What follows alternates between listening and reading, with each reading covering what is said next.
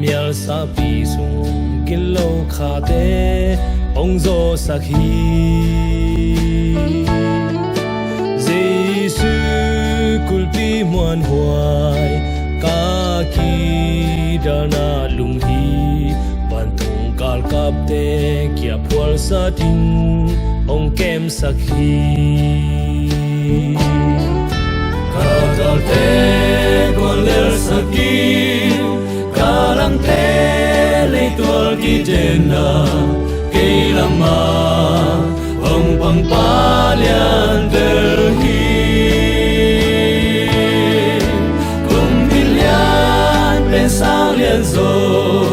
siang pilian pensang lian zo tu Giêsu kan nei po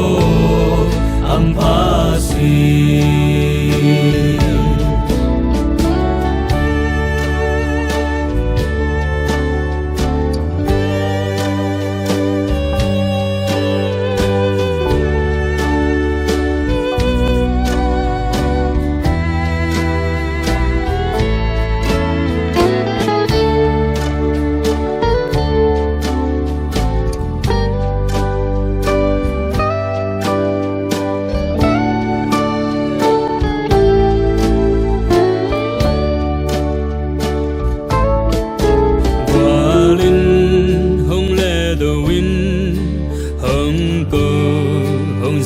Bi chang cả chín lâu na te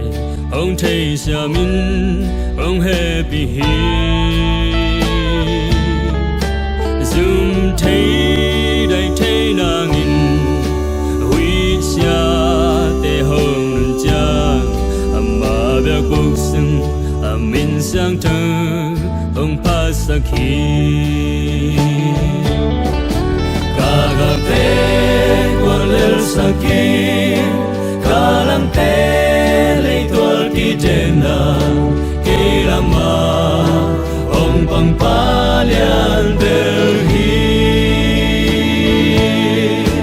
kum pilian pensang lian zo siam pilian pensang lian zo tu Giêsu kan nei po ampasi Kagal te golel sakhi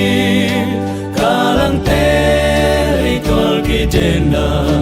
ke lama ong pang palian terhi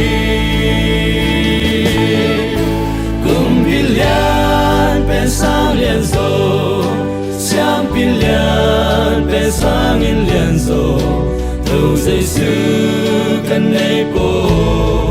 ampasi tu Giêsu kan nei po ampasi